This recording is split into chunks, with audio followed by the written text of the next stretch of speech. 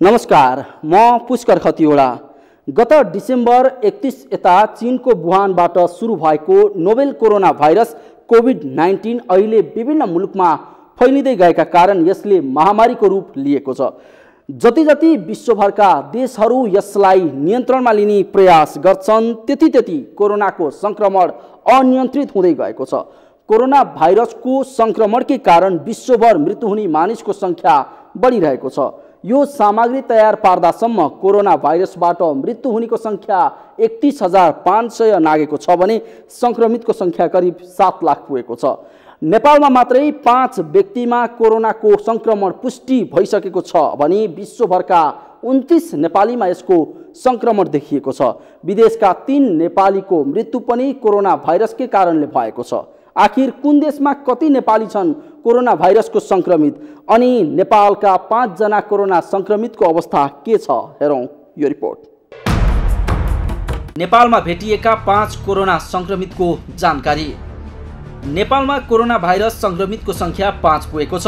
चैत 4 गते बेल्जियमबाट कतार हुँदै नेपाल आएकी बागलुङकी 22 वर्षीय युवतीमा कोरोना संक्रमण पुष्टि भएसँगै नेपालमा कोरोना संक्रमितको संख्या 5 पुगेको हो। यी युवतीसँगै त्यही विमानमा आएकी 19 वर्षीय युवतीमा कोरोना भाइरसको संक्रमण भएको 10 चैतमा पुष्टि भएको थियो। त्यसपछि विमानमा सवार 158 यात्रुको खोजी थालिएको थियो। संक्रमित युवती अहिले चिकित्सकको निगरानीमा रहेको स्वास्थ्य मन्त्रालयले जनाएको छ। बेल्जियमबाट कतार हुँदै आउनुभएको थियो। 17 मार्चमा चैत्र 4 गते QR 652 नम्बरको फ्लाइटबाट उहाँ चाहिँ अहिले चिकित्सकको सम्पर्कमा हुनुहुन्छ। उहाँको स्थिति अहिले सामान्य छ। पहिलो संक्रमित। यसअघि माघ 9 गते पहिलो पटक नेपालमा कोरोना भाइरसको संक्रमण भेटिएको थियो। चीनको वुहान क्षेत्रबाट नेपाल आएका नेपालगञ्जका 31 वर्षीय विद्यार्थी युवामा कोरोना पोजिटिभ देखिएको थियो। चीनबाट काठमाडौँ हुँदै नेपालगञ्जसम्मको यात्रा पूरा गरी घर पुग्दा ज्वरो आएपछि तत्काल काठमाडौँ फर्केर टेकुमा परीक्षण गर्दा कोरोना पोजिटिभ भेटिएको थियो। हाल उनी निको भई घर फर्किसकेका छन्। माघ 23 गते नै अस्पतालबाट डिस्चार्ज भई घरमा बसेर उपचारमा रहेका उनी अहिले निको भई नियमित कामकाजमा फर्किसकेका छन्। दोस्रो संक्रमित। पहिलो व्यक्तिमा कोरोना पोजिटिभ भेटिएको 2 महिनापछि अर्थात् चैत 10 गते अर्की एक युवतीमा कोरोना पोजिटिभ भेटिएको थियो। चैत 4 गते फ्रान्सबाट कतारको दोहा हुँदै नेपाल आएकी काठमाडौँकी 19 वर्षीय युवतीमा दोस्रो पटक कोरोना पोजिटिभ देखिएको थियो। दोस्रो व्यक्तिमा कोरोना पोजिटिभ भेटिए लगत्तै संक्रमण फैलिन नदिन भन्दै सरकारले मंगलबारदेखि देश एक साताका लागि लकडाउन गर्यो। यति मात्र होइन, युवतीमा कोरोना संक्रमण फेला परेपछि युवतीसँगै विमानमा आएकाहरूको समेत ट्रेसिङ गरेर खोजी गरी आवश्यकता अनुसार परीक्षण भइरहेको छ। तेस्रो संक्रमित। दोस्रो व्यक्तिमा कोरोना संक्रमण पुष्टि भएसँगै त्यसको भोलिपल्टै अर्थात् चैत 12 गते तेस्रो व्यक्तिमा कोरोना संक्रमण पोजिटिभ भेटिएको थियो। युएईबाट चैत 6 गते एयर अरेबिया मार्फत नेपाल आएका धादिङका 32 वर्षीय युवामा कोरोना पोजिटिभ देखिएको थियो। काठमाडौँ आए लगत्तै होटेलमा बसेका उनको स्वास्थ्यमा समस्या आएपछि चैत 11 गते टेकु स्थित शुक्रराज ट्रपिकल तथा सरुवा रोग अस्पतालमा स्वास्थ्य परीक्षण गर्दा कोरोना पोजिटिभ प्रमाणित भएको थियो। संक्रमित दोस्रो र तेस्रो व्यक्तिको टेकु स्थित शुक्रराज ट्रपिकल तथा सरुवा रोग अस्पतालको आइसोलेसनमा उपचार भइरहेको छ। चौथो संक्रमित। त्यसैगरी उपत्यका बाहिर पहिलो पटक र नेपालका चौथो व्यक्तिमा चैत 14 गते कोरोना संक्रमण पोजिटिभ भेटिएको थियो। दुबईबाट आई चैत 11 गते अस्पतालमा भर्ना भएका कैलालीको धनगढीका 34 वर्षीय पुरुषमा कोरोना पोजिटिभ भेटिएको थियो। राष्ट्रिय जनस्वास्थ्य प्रयोगशालामा गरिएको परीक्षणमा कोरोना पोजिटिभ देखिएपछि कैलाली स्थित सेती प्रादेशिक अस्पताल धनगढीमा उनको उपचार भइरहेको छ।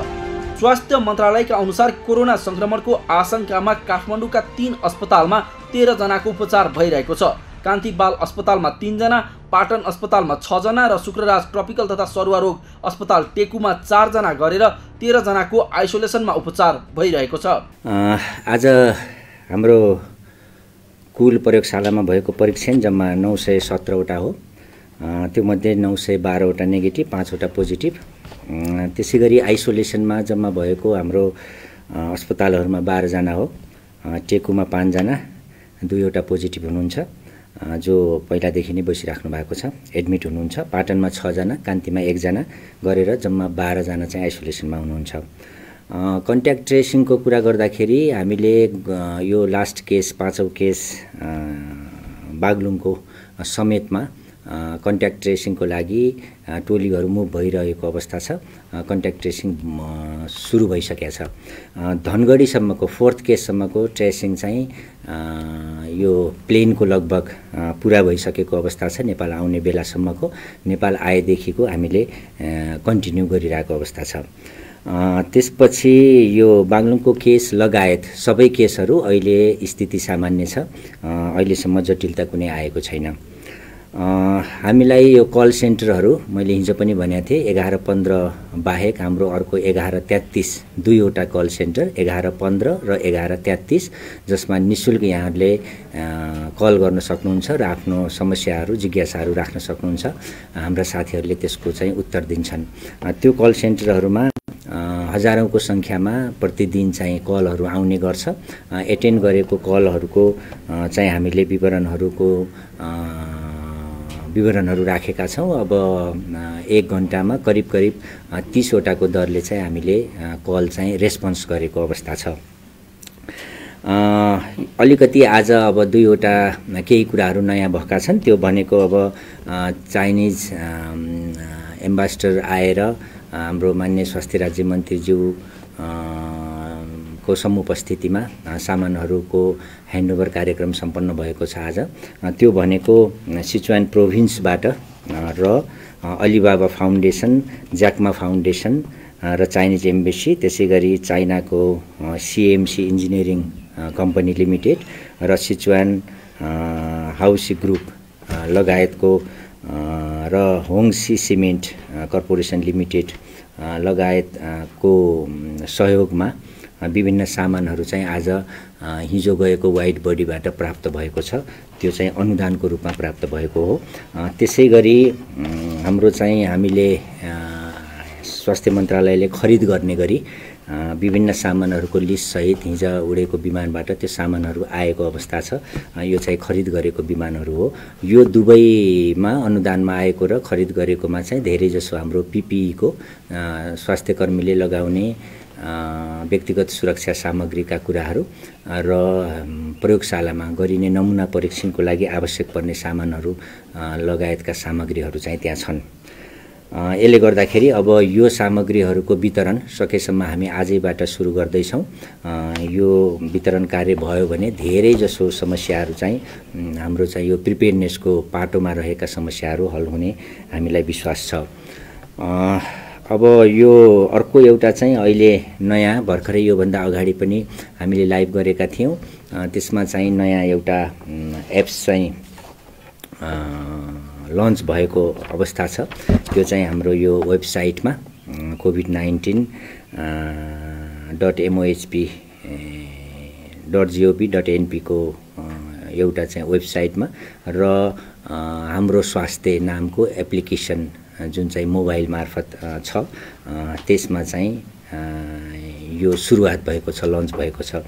यसले चाहिँ धेरै कुरा गर्ने, यसको विवरणहरू लिनेदेखि लिएर जो मानिसहरू हुनुहुन्छ बाहिरबाट आउनु भएको होस् या हामी सबैले आफ्नो समस्याहरू त्यसमा राखेर कोरोनाको सम्भावित संक्रमित हुन्छु कि छ कि छैन भनेर पनि पत्ता लगाउने खालको हामीले त्यो काम गरेका छौँ।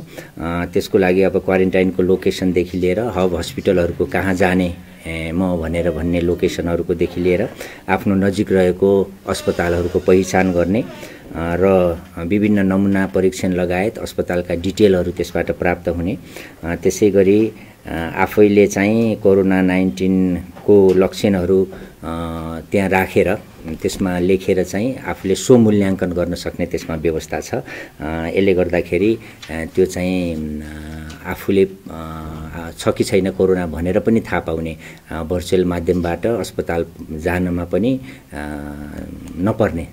नपर्ने किसिमको व्यवस्था यसमा गरिएको छ सामान्य अवस्थामा।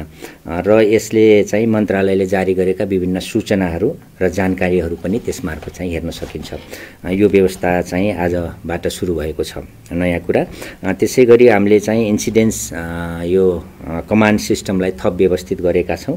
त्यसको लागि अब यो इन्सिडेन्ट्स कमान्ड सिस्टम चाहिँ पहिलेदेखि नै लागू भइरहेको अवस्था हो। अब यसलाई कसरी प्रभावकारी गर्न सकिन्छ भनेर हामीले 5 वटा ग्रुपमा यसलाई विभाजन गरेर कम्युनिकेसन र कोअर्डिनेसनको विभाग एउटा, जसमा चाहिँ विभिन्न मल्टिसेक्टरल कोअर्डिनेसन हुने र सञ्चारसँग कुरा गर्ने किसिमका कुराहरूदेखि लिएर मिडिया कम्युनिकेसनसम्म यसले हेर्ने हुन्छ। त्यसै गरी IHR इन्टरनेसनल हेल्थ रेगुलेसनको सर्भेलेन्सहरू, एपिडेमियोलोजीको पार्ट, कन्ट्याक्ट ट्रेसिङ गर्ने कुरा, जो बिरामीहरू शङ्कास्पद हुनुहुन्छ उहाँहरूलाई खोजी गर्ने कुरा पनि लगायतका कुराहरू चाहिँ दोस्रोले हेर्छ, दोस्रो कम्पोनेन्टले। त्यसै गरी अस्पतालसँग र लजिस्टिकसँग रिलेटेड, अस्पताल र त्यहाँ भएका सेवाहरूसँग रिलेटेड कुराहरू चाहिँ अर्कोले हेर्छ। त्यसै लजिस्टिकहरू कुरा चौथोले हेर्छ र पाँचौले चाहिँ फाइनेन्स एडमिनिस्ट्रेसन गरेर यो 5 किसिमको कम्पोनेन्टहरू राखेर हाम्रो चाहिँ इन्सिडेन्ट्स कमान्ड सिस्टम चाहिँ अलि परिमार्जन गरेर अलि मजबुत गरेका छौँ, जसले गर्दा हामीलाई काम गर्न पनि सजिलो होस्। त्यसै गरी अब फेरि मैले सधैँभरि यो लास्टमा हाम्रो यो फ्रिक्वेन्टली आस्क क्वेसनहरू, जसमा यहाँले राख्नुभएको जिज्ञासाहरूलाई समेटेर हामीले चाहिँ एउटा क्लस्टर गरेर हेर्दाखेरि धेरैजसो हाम्रो कलहरूमा आउने, हाम्रा मोबाइलहरूमा कल सेन्टरमा आउने जिज्ञासाहरूमध्ये धेरैजसो जिज्ञासाहरू चाहिँ अहिले चाहिँ यो सङ्क्रमित देखिन थालेपछि उहाँहरूको फ्लाइटमा आएका व्यक्तिहरू र उहाँहरूको घर परिवारका सदस्यहरू, उहाँका समुदायका सदस्यहरूले अलि धेरै जिज्ञासाहरू राख्नुभएको कुरा छ। यसले के पनि देखाउँछ भन्दाखेरि हामी जुन क्वारेन्टाइन गरेका छौँ, होम क्वारेन्टाइन, जसमा चाहिँ यो देशलाई नै एक किसिमको लकडाउनको स्थितिमा राखेर हामी सबै घरमा बसेर सुरक्षित रहौँ, व्यक्तिको सम्पर्कमा नहौँ, भिडभाडमा नजाउँ भनेका छौँ। यसले अझै पनि थप पुष्टि गर्छ र मानिसहरू जागरुक भएको अवस्था छ। हामीले हिजो अस्तिको लाइभमा पनि अनुरोध गर्दै आएका छौँ कि स्थानीय तह, प्रदेश तह सबैले आफ्नो तर्फबाट यसलाई चाहिँ अनुगमन गरौँ भनेर यो कुरा चाहिँ अझ यसले थप पुष्टि गर्छ र हामीले उहाँहरूबाट भएको जिज्ञासालाई चाहिँ एन्सर गर्ने गरेका छौँ। त्यसै गरी अब एउटा फ्रिक्वेन्टली आस्क क्वेसनमा अर्को एउटा अहिले तत्कालै यो बुटवलमा एउटा केस चाहिँ क्वारेन्टाइनमा राखेको चाहिँ डेथ भएको कुरा आएको छ। त्यो कुरामा हामीले नमुना सङ्कलन गरेर यहाँ आउने क्रममा छ। त्यसले गर्दाखेरि अब त्यो नमुना परीक्षण आएपछि थाहा हुने होला। त्यो चाहिँ नमुना परीक्षण भइ नसकेको मैले जानकारी गराएँ। त्यसै गरी अब अन्तिममा चाहिँ एउटा यो अलिकति अर्को एउटा फ्रिक्वेन्टली आस्क भनौँ वा दुविधा जस्तो यो हाम्रो चाहिँ अस्पतालमा सेवा दिने कुराहरूमा केही कुरा चाहिँ दुविधा आएको भन्ने कुरालाई लिएर हामी सानो एउटा सायद अपिल पनि गर्छौँ होला। जस्तो अब देशका विभिन्न स्थानमा सामान्य रुगाखोकी, ज्वरो र अन्य स्वास्थ्य संस्था भएका र आकस्मिक स्वास्थ्य सेवाका लागि अस्पताल पुगेका बिरामीहरूले अस्पतालमा सेवा नपाउने, गेटबाट नै बिरामी फर्काउने, यदि यो ज्वरोको हो भने यहाँ छैन भन्ने कुरा जुन चाहिँ आएको गुनासोहरूको कुरा छ, त्यो कुरालाई लिएर चाहिँ हामीलाई हाम्रो ध्यानाकर्षण भएको छ।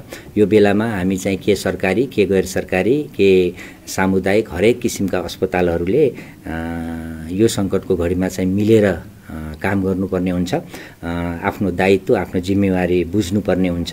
हामीले अनुरोध गर्दै आएका छौँ। यो एउटा सङ्कटकालको स्थितिमा हामीले जुन विभिन्न यो सामानहरूको खरिददेखि लिएर सेवाहरू दिनेदेखि लिएर विभिन्न जुन डिसिसनहरू गरिरहेका छौँ, यो एउटा नयाँ हाम्रो पनि हो र सङ्कटकालको जुन नियमअनुसार सङ्क्रमणकालीन, नट सङ्कटकाल, सङ्क्रमणकालीन अवस्थामा गरिने नियमहरूलाई हेरेर त्यो काम गरिरहेको हुनाले यदि हामीलाई थप कडा कदम चाल्न नपरोस् भन्ने पनि मैले चाहिँ आग्रह गर्न चाहन्छु। यो भन्नुको मतलब चाहिँ सहकार्य भइराखेको छ तर बिरामी नफर्काइदिनुहोस् भन्नलाई मैले जोड गरेको मात्र हो। यो सन्दर्भमा चाहिँ अब के गरौँ जस्तो लाग्छ भन्दाखेरि मन्त्रालयले तोकेको प्रोटोकल अनुसार उपचार गरौँ। अब जुन डेजिग्नेटेड हस्पिटलहरू छन् कोभिड-19 को उपचारको लागि नेपाल सरकारले तोकेका त्यस्ता डेजिग्नेटेड सबै अस्पतालहरू, सबै अस्पताल, हब अस्पतालहरू, प्रादेशिक अस्पतालहरू र प्रदेश अन्तर्गतका सबै अस्पतालहरू, विभिन्न मेडिकल कलेजहरूका शिक्षण अस्पतालहरू, यो सबै अस्पतालहरू र स्वास्थ्य विज्ञान प्रतिष्ठान सबै त्यहाँ रहेका अस्पतालहरूले कोभिड-19 को लागि फिभर क्लिनिक, छुट्टै कोभिड-19 को लागि डेजिग्नेटेड यिनी सब अस्पतालहरूले आकस्मिक सेवा सबै किसिमको दिनुपर्ने हुन्छ र कोभिड-19 को लागि बिरामी आएको छ भने फर्काउन नपाइने गरी काम गर्नुपर्छ र यो बाहेकका हरेक किसिमका सेवाहरू चाहिँ दिनुपर्ने त्यो अस्पतालको दायित्व हो भने अन्य अस्पतालहरूको हकमा आकस्मिक उपचार र एक्युट केयर प्रदान गर्नुपर्ने स्वास्थ्य सेवाहरू यथावत रूपमा सञ्चालन गर्नुपर्ने हुन्छ। यसको मतलब चाहिँ जो डेजिग्नेटेड छैनन् ती अस्पतालहरूले कोभिडको सङ्क्रमणको सम्भावना देखेपछि कोभिड-19 को डेजिग्नेटेड अस्पतालमा पठाउनु स्वाभाविक रहला, तर डेजिग्नेटेड अस्पतालले अन्य आकस्मिक सेवा चाहिँ नदिने भनेर नदिन चाहिँ पाइँदैन। यो हाम्रो स्वास्थ्य मन्त्रालयको तर्फबाट रिक्वेस्ट छ। अहिले चाहिँ हामी अपिल पनि जारी गर्छौँ। अब यसपछि चाहिँ कुनै पनि अस्पतालले आकस्मिक सेवा लिन आउनुभएका जसलाई एक्युट हेल्थ केयर चाहिन्छ त्यो बिरामीहरूलाई फर्काउनु हुने छैन भन्ने हामीले विश्वास गरेका छौँ। अन्तिममा यो एउटा पाटो जुन हामीले हिजो अस्तिदेखि नै धेरै मेहनत गरेर यो जुन हाम्रो लजिस्टिक कुराहरू छ त्यो लजिस्टिक सप्लाईको लागि मौजात राख्नलाई हामीले नयाँ खरिद गर्ने कुराहरू गरेका थियौँ। धेरै मेहनतको प्रयासपछि हामीले हिजो विमान उडाएर आज त्यो आएको छ, अब डिस्ट्रिब्युट गर्दैछौँ। यो विषयमा हिजो पनि स्वास्थ्य मन्त्रालयको तर्फबाट विज्ञप्ति जारी भएको थियो। विभिन्न सञ्चार माध्यमबाट आएका टिका टिप्पणीहरूलाई लिएर यो विषयमा थप चाहिँ प्रश्न पार्नुपर्ने हुन्छ, किन भन्दाखेरि यो हामी सँगै जाने कुरा हो। यो देश नै यो स्थितिमा भएको बेलामा सबैले सहयोग गर्नुपर्छ। यसमा न स्वास्थ्यकर्मी, न चाहिँ आम नागरिक, न व्यापारी, न चाहिँ हामी सबै अन्य विधामा रहेका अन्य डिसिप्लिनमा रहेका मानिसहरू सबैले सबै किसिमको सहयोग चाहिन्छ। यस अलावा विदेशमा रहेका 29 नेपालीमा कोरोना संक्रमण पोजिटिभ देखिएको छ भने 3 जनाको मृत्यु भइसकेको छ। सङ्खुवासभा खाँदबारी स्थायी घर भई बेलायत बस्दै आएका पूर्व गोर्खा सैनिक लीलबहादुर राईको चैत 8 गते कोरोना भाइरसको संक्रमणबाट मृत्यु भएको थियो। त्यसैगरी चैत 10 गते बेलायतमा नि रहँदै आएका चितवन बसेनीका 40 वर्षीय प्रशान्त अर्यालको समेत कोरोना संक्रमणको कारण मृत्यु भएको थियो। उपचारका क्रममा प्रशान्तको 10 गते नै निधन भए पनि अस्पतालले पनि 13 गते मात्रै औपचारिक जानकारी दिएको थियो। त्यस्तै कोरोना संक्रमणबाट 5 थर रानीगाउँ स्थायी घर भई विगत 15 वर्षदेखि अमेरिकाको न्युयोर्क बस्दै आएका 50 वर्षीय अनिल लिम्बुको चैत 11 गते मृत्यु भएको थियो। विदेशमा रहेका कति नेपाली कोरोनाको संक्रमित? स्पेनमा 4 जना, अमेरिकामा 1 जना, पोर्चुगलमा 6 जना, बहराइनमा 3 जना, कतारमा 2 जना, युएईमा 4 जना, अस्ट्रेलियामा 8 जना, बेलायतमा 1 जना। विदेशमा रहेका संक्रमित नेपालीको कुल सङ्ख्या 29। अहिलेसम्म यो भाइरसको कुनै उपचार पत्ता नलागेका कारण संक्रमण हुनुभन्दा यसबाट सतर्क हुनु र यसबाट बच्नु नै उत्तम उपाय हो। पुष्कर खतिवडाको रिपोर्ट हो। हालसम्म नेपालमा 5 नेपालीमा कोरोना संक्रमण पोजिटिभ भेटिएको छ। विदेशका 3 नेपालीको मृत्यु कोरोना संक्रमणकै कारणले भएको छ। 29 जना नेपालीमा कोरोना पोजिटिभ रहेको पुष्टि भएको छ। तर यो संख्या घट्नुको साटो दिनानुदिन बढ्दो क्रममा छ। कार्यक्रममा एकैछिन ब्रेकपछि कसरी सर्छ कोरोना र कोरोनाको संक्रमण हुनबाट बच्ने उपाय के हुन् त्यसबारे चर्चा गर्नेछौँ। हेर्दै गर्नुहोला। ब्रेकपछि स्वागत छ। हामी विश्वभर महामारीका रूपमा फैलिएको कोरोनाको बारेमा चर्चा गरिरहेका छौँ। कोरोना संक्रमणको त्रासका कारण सरकारले देश लकडाउन गरेको छ। तर लकडाउनका बेलामा समेत मानिसहरू बाहिर निस्कन भनी छाडेका छैनन्।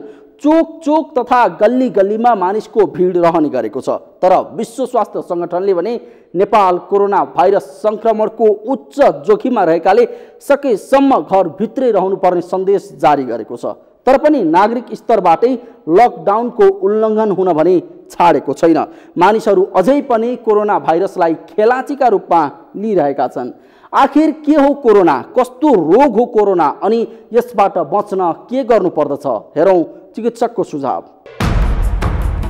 यो भाइरस चाहिँ अब नर्मली चाहिँ यो चाहिँ विन्टर सिजनमा देखा पर्छ नर्मली कोरोना भाइरसहरू अहिलेसम्म हामीले नर्मली यो चाहिँ यो जाडोमा रहने र गर्मी लागेपछि बिस्तारै यसको गतिविधिहरू चाहिँ घट्दै जाने र न्यून हुने भन्ने हाम्रो अहिलेसम्मको बुझाइ छ तर अहिले अनौठो के देखियो भने यसलाई चाहिँ जाडो मौसम यसको लागि एकदमै सुइटेबल छ तर जब गर्मी बढ्दै जाँदा पनि यसले आफ्नो गतिविधि घटेन अब यसले के देखायो भने गर्मी आउँदैमा यो रोग एकदमै यो भाइरस चाहिँ के अरे संक्रमण हुँदैन भनेर हामीले भन्न नसक्ने अहिले स्थिति देखिएका छौँ अहिले जस्तो चिसो ठाउँहरूमा पनि देखेका छन् तातो ठाउँहरूमा पनि देखेका छन् तर एउटा अवश्य कुरा के हो भने यो चाहिँ जति तापक्रम बढ्दै जान्छ यसको गतिविधि चाहिँ घट्दै जान्छ यसको न्यून हुँदै जान्छ तर यसको एउटा अनौठो के हो भने यो चाहिँ हावाबाट र विभिन्न किसिमका सम्पर्कबाट सर्ने हुँदा यो एक व्यक्तिबाट अर्को व्यक्ति गर्दै यसले धेरै एउटा जुन समुदायमा एउटा संक्रमण सुरु हुनु भनेको धेरै मान्छेलाई संक्रमित गर्ने हो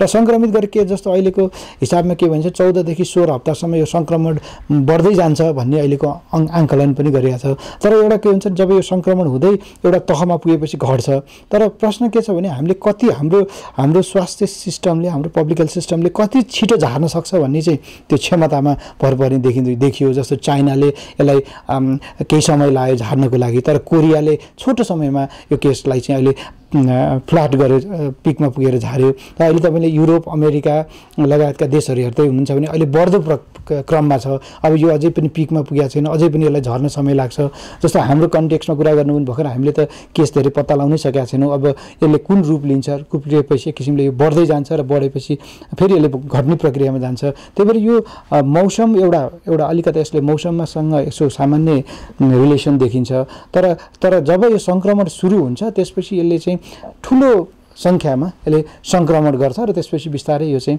घट्दै जान्छ र अब अहिले हामीले चाहिँ यसलाई चाहिँ बिस्तारै हामी जब संक्रमण समुदायमा संक्रमण बढेपछि त्यसपछि हामीले पनि आफ्नो यसको विरुद्ध समुदायले यसको विरुद्ध एन्टिबडी त्यसलाई हर्ड इम्युनिटी भन्छ त्यो बिस्तारै विकास गर्दै गएपछि हामी बच्ने भनेको त्यसबाट हो किनभने अहिलेसम्म हामीसँग कुनै भ्याक्सिनको अहिलेसम्म हामीले अहिले बनाउन सकेका छैन यो अझै भ्याक्सिन अझै अनुसन्धान भइरहेका छन् छिटो आयो भने 2021 भन्दा अगाडि यसको भ्याक्सिन आउँदैन र योसँग अब हामीसँग औषधिको कुरा गर्नुहुन्छ भने डाइरेक्ट यो भाइरसलाई मार्न सक्ने हामीसँग औषधि छैन हामीले गर्ने उपचार भनेको भाइरसबाट हुने शरीरमा हुने क्षतिहरू जस्तो ज्वरो आयो भने ज्वरोको विरुद्ध खोकी आयो भने खोकीको विरुद्ध अब यसले गर्दा चाहिँ हाम्रो फोक्सोमा संक्रमण हुने हुँदा हाम्रो चाहिँ फोक्सोमा अक्सिजनको आपूर्ति कम हुन्छ त्यसको लागि हामीले अक्सिजन सप्लिमेन्ट गर्ने त्यस्तै गरेर चाहिँ यदि त्यो अलिकता बिरामी अलिकता जटिल हुँदै गएपछि आइसियुमा लाने अझै त्योभन्दा पनि श्वास प्रश्वासमा जटिल भएपछि हाम्रो भेन्टिलेटरमा हामी सेवा दिने यी भनेका सबै सपोर्टिभ केयर भन्छौँ हामी यसले भाइरससँगलाई डाइरेक्टली केही पनि एट्याक गर्न सक्दैन भाइरसलाई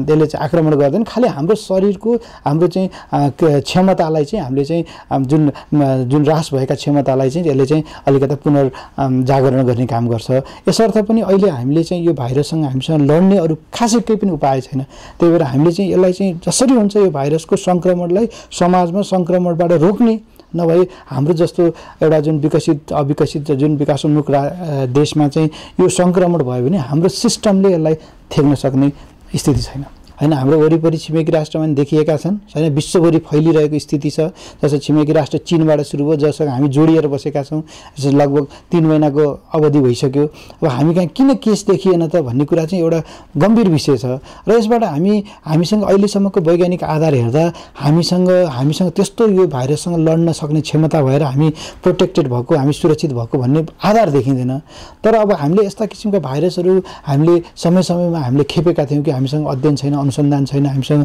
कस्ता भाइरस यहाँ सर्कुलेट भएको छन् भन्ने त्यस्ता किसिमको अध्ययनहरू छैनन् त्यही भएर हामीले अब त्यो कारण हामीलाई थाहा छैन प्रष्टको भाषामा भन्दा अब तर सामान्य रूपमा हेर्दा चाहिँ हामी त्यस्तो सुरक्षित हुनुपर्ने हामीसँग थप आधार किनभने हामीसँग न त खानपिन न त हाम्रो चाहिँ हैन न्युट्रिसन पनि हामीसँग त्यस्तो स्ट्रङ भएको राज्य होइन हैन न त खानपिन एकदम हाम्रो एकदमै उच्च कोटिको पनि छैन हैन त्यसै धुवा धुलो प्रदूषण हैन सबै किसिमको हामी त्यसबाट हामी अझै पनि प्रताडित छौं त्यही भएर अब किन देशमा देखिएन भन्ने कुराको चाहिँ अब अझै थप अध्ययन र अनुसन्धानले यसको उत्तरहरू खोज्दै जान्छ तर एउटा कुरा शाश्वत कुरा के हो भने हामी कहाँ नदेखेको एउटा कारण चाहिँ के हो हामीले धेरै टेस्ट गर्न नसकेर चाहिँ स्वतः हो जति हामी टेस्टको दायरा बढायौं भने हामी कहाँ केस बढी देख्ने सम्भावना देखिन्छ। जस्तो अब आजै भन्नुभयो तपाईँले होइन, फ्रान्सबाट आउनुभएको चैत 3 गते अनि फ्रान्सबाट चाहिँ कतार हुँदै आउनुभएको एकजना 19 वर्षको महिलालाई देखियो भने अब यो अब उहाँ आउँदाखेरि उहाँसँग भएका फ्लाइटमा अथवा उहाँको कति मान्छेहरूसँग त्यो बेलादेखि सम्पर्क हुनु, अब त्यो मान्छेहरू खोजेर हामीले दायरामा ल्याउने भने हामी पत्ता लगाउँछौँ। अब अहिले पनि हाम्रो अहिले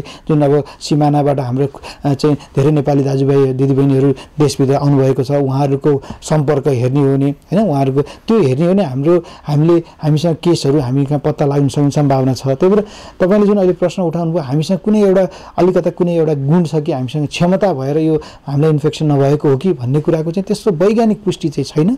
तर पनि अब हामी पहिलेदेखि यस्ता भाइरसहरूसँग हामी लडिरहेको भएर हामीसँग प्राइमेरी डिफेन्स चाहिँ मेकानिजम चाहिँ कतै हाम्रो केही किसिमले अरूको भन्दा सुदृढ हो कि होइन, अरू देशको भन्दा भन्ने एउटा आशंका चाहिँ यसले उब्जाएको छ। त्यसको थप प्रमाणहरू हामीसँग आजसम्म हो। चिकित्सकहरूका अनुसार कोरोनाबाट बच्न मुख्य गरी सामाजिक दूरी कायम गर्नुपर्दछ। यसका लागि व्यक्ति स्वयं सतर्क बन्न आवश्यक हुन्छ। कार्यक्रममा एकैछिन ब्रेकपछि कसरी सर्छ कोरोना र कोरोनाबाट बच्ने उपायका बारेमा जानकारी लिएर आउनेछौँ, हेर्दै गर्नुहोला। ब्रेकपछि स्वागत छ। आज कोरोना भाइरसका विषयमा चर्चा गरिरहेका छौँ। चीनबाट सुरु भएको कोरोना भाइरस एकपछि अर्को देशमा सर्दै विश्वभर महामारीका रूपमा फैलिसकेको छ। एक व्यक्तिबाट अर्को व्यक्तिमा सजिलै सर्ने भएकाले यसले विश्वलाई नै आतंकित बनाएको छ। आखिर विश्वलाई नै आतंकित पार्ने कोरोना संक्रमणको लक्षण के हुन् अनि कसरी बच्न सकिन्छ यसबाट र के हो क्वारेन्टाइन र आइसोलेसन, हेरौँ यो रिपोर्ट। यस्ता छन् कोरोनाका प्रमुख लक्षणहरू। 104 डिग्री फरेनहाइट भन्दा बढी ज्वरो आउनु, सुक्खा एकोरो खोकी लाग्नु, श्वास फेर्न गाह्रो हुनु तथा थकाइ लाग्नु, टाउको तथा घाँटी दुख्ने, नाक बग्नु वा रुगाखोकी लाग्नु। कोरोनाबाट बच्न विशेष ध्यान दिनुपर्ने चिकित्सकहरूले सुझाएका छन्। यो जुन कम्युनिटीमा रहेको रोग छ मौसमी रुगाखोकी, त्यसका लक्षणहरू पनि यसमा मिल्दाजुल्दा हुन सक्छन् र मौसमी रुगाखोकी र यसमा अलिकति फरक छ।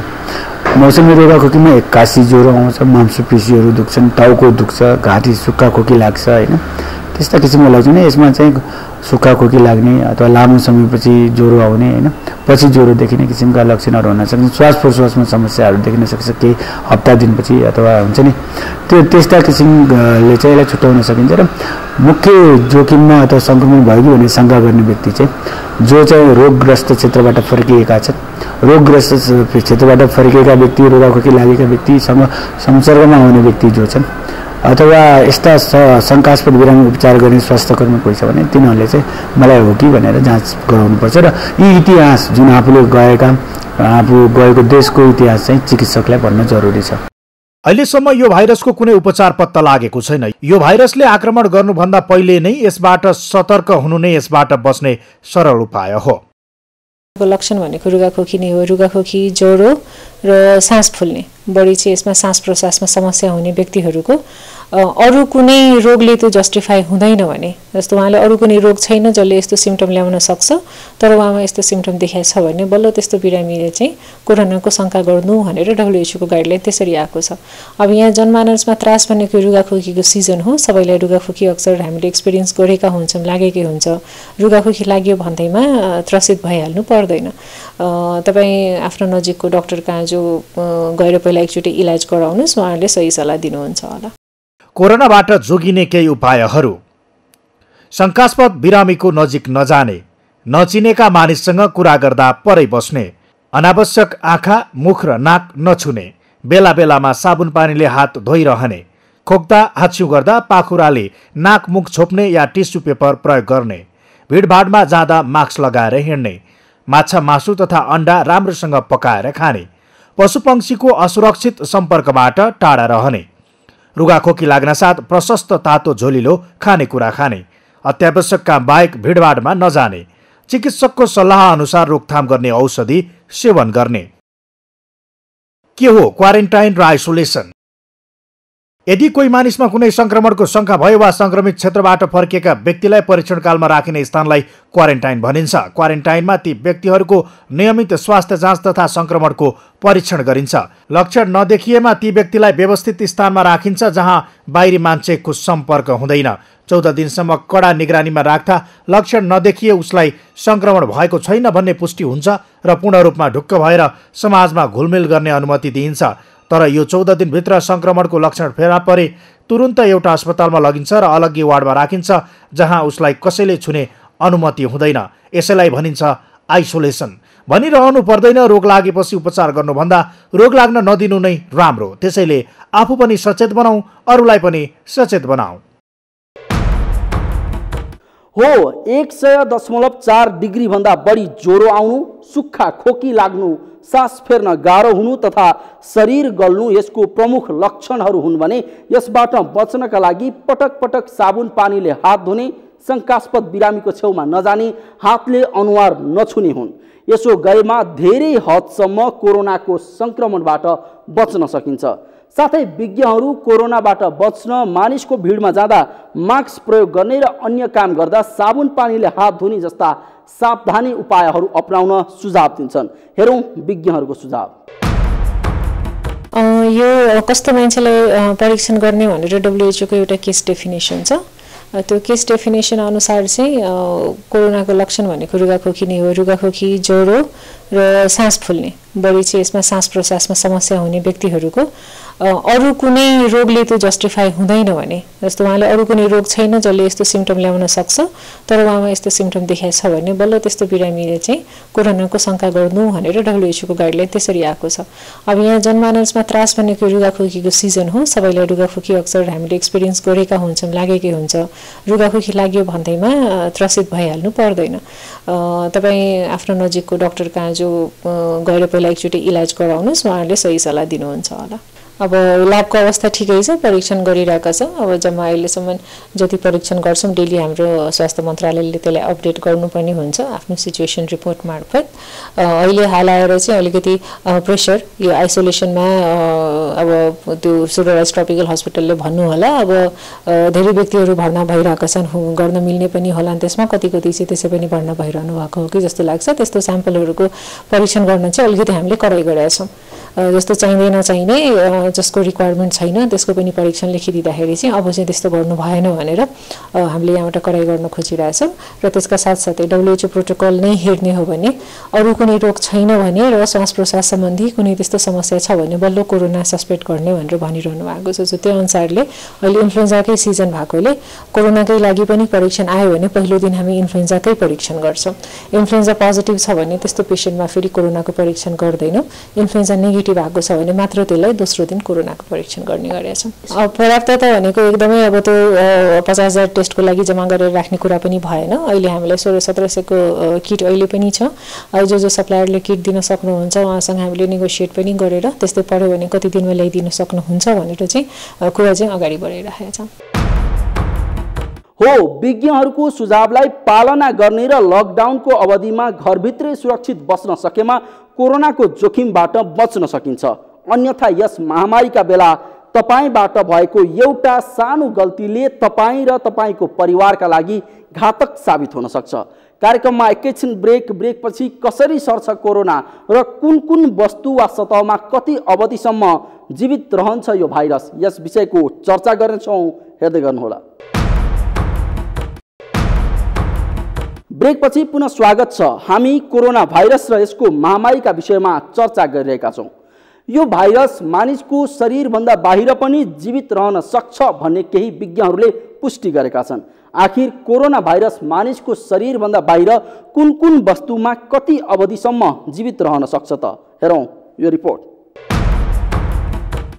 चीनको हुबेई प्रान्तबाट सुरु भएको नोभेल कोरोना भाइरस यति बेला विश्वभर महामारीको रूपमा फैलिएको छ।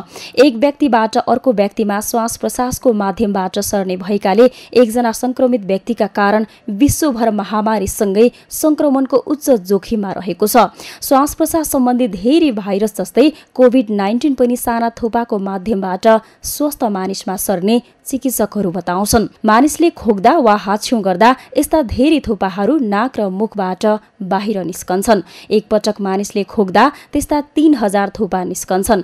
यस किसिमका साना थोपाहरू अर्को मानिसका साथै कपडा र अन्य सतहमा पनि बस्न सक्दछ। तर केही साना जीवाणुहरू हावामै पनि रहन सक्दछ।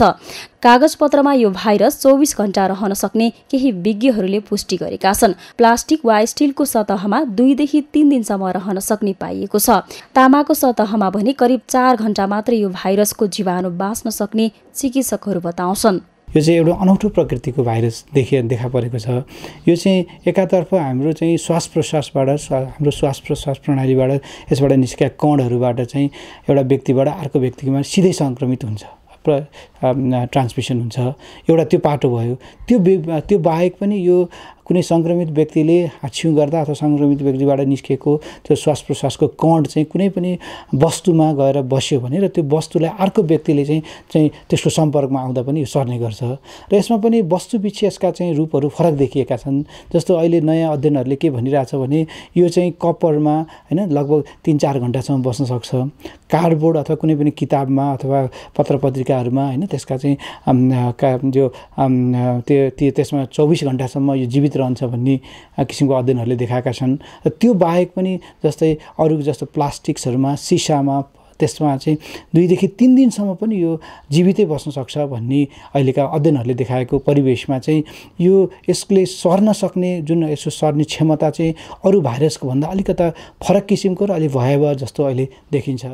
अमेरिकाको रोग नियन्त्रण तथा रोकथाम केन्द्र सीडीसीका अनुसार कुनै सतहमा छोएर आफ्नो अनुहारमा हात लैजानु भाइरस सर्ने प्रमुख तरिका भने होइन। तर पनि सीडीसी, WHO लगायतले नियमित हात धुने र सफाई गर्नुका साथै दैनिक रूपमा त्यस्ता संक्रमण सर्न सक्ने सतहलाई संक्रमण फैलिन नदिने गरी स्प्रे गर्नाले भाइरसबाट बस्न सकिने बताएका छन्। यसबाट बस्न मानिसको भिडमा जाँदा मास्क प्रयोग गर्ने वा अन्य काम गर्दा साबुन पानीले हात धुने जस्ता सावधानी अपनाउन चिकित्सकहरूले सुझाएका छन्। यसबाट बच्नको लागि हामीले एउटा व्यक्तिगत तहबाट गर्नुपर्ने कुराहरू र एउटा सामाजिक रूपमा समाजले गर्नुपर्ने पक्षहरू र राष्ट्रले गर्नुपर्ने पक्षहरू यसबाट कसरी हामीले जोगिने यो सबै तबकाका हामीमा चाहिँ हामीले विभिन्न किसिमका प्रयासहरू गर्नुपर्ने देखिन्छ। जस्तो व्यक्तिगत रूपमा कुरा गर्दा व्यक्ति आफू एकदमै सरसफाइप्रति सचेत हुने, हात धुने, साबुन पानीले हात धुने लगायत, यदि साबुन पानी छैन भने सेनिटाइजर प्रयोग गर्ने र त्यस्तै गरी चाहिँ मुख्य गरी चाहिँ यो चाहिँ स्वास्थ्य कर्मी चाहिँ यसको सङ्क्रमित हुन एकदमै बढी रिस्क रूपमा पर्नुहुन्छ। त्यही भएर उहाँहरूले चाहिँ कुनै पनि बिरामीसँगको हामी चाहिँ सम्पर्कमा हुँदाखेरि चाहिँ राम्रोसँग पर्सनल प्रोटेक्टिभ इक्विपमेन्ट्सहरू लगाउने, राम्रोसँग मास्क लगाउने। त्यसो गर्दा चाहिँ किनभने बिरामीबाट यदि चाहिँ कुनै पनि स्वास्थ्य कर्मीमा सरेको खण्डमा त्यसले फेरि स्वास्थ्य कर्मीबाट अर्को बिरामी गर्दा यसको सर्ने जुन श्रृङ्खला बढ्दै जाने हुँदा त्यो पक्षमा पनि हामीले बराबर जोड दिनुपर्छ। र साथसाथै स्वास्थ्य निकायमा चाहिँ अलिकति हामीले जुन इन्फेक्सन प्रिभेन्सन त्यसको लागि हाइजिनलाई पनि हामीले बढी ध्यान दिनुपर्ने हुन्छ। कोरोना भाइरस मानिसभन्दा बाहिर वस्तु अनुसार जीवित रहने विज्ञहरूको भनाइ छ। तर कम तापक्रम भएको स्थानमा 28 दिनसम्म पनि रहन सक्ने केही विज्ञहरूले बताएका छन्। सगरमाथा टेलिभिजनका लागि क्यामेरामा अजय हाकजुका साथ शान्ता दनुवार, काठमाडौँ। विश्वव्यापी महामारीका रूपमा फैलिरहेको कोरोना संक्रमणका कारण सरकारले गरेको लकडाउनको अवधिमा घरभित्रै रहनुपर्छ, किनकि रोग लागेपछि उपचार गर्नुभन्दा रोग लाग्न नदिनु नै बुद्धिमानी हुन्छ। त्यसैले सतर्क रहनुहोस्, कोरोना भाइरसको संक्रमणबाट आफू पनि बच्नुहोस् र परिवारलाई पनि बचाउनुहोस्। हामी पुनः अर्को कार्यक्रम मार्फत उपस्थित हुने नै छौँ। तबसम्मलाई आज्ञा दिनुहोस्। नमस्ते।